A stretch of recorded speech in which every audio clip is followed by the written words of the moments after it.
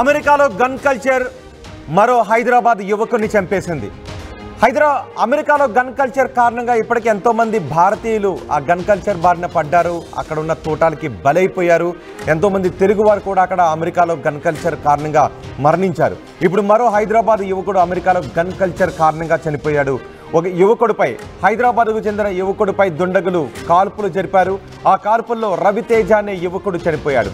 రవితేజ 2022లో అమెరికాకు వెళ్ళాడు. అక్కడ జాబ్ కోసం ప్రయత్నాలు చేస్తున్నాడు.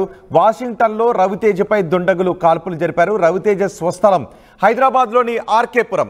2022లో అమెరికా వెళ్ళి మాస్టర్స్ పూర్తి చేశాడు రవితేజ. అమెరికాలో ప్రస్తుతం ఉద్యోగం కోసం సెర్చ్ చేస్తూ ఉన్నాడు.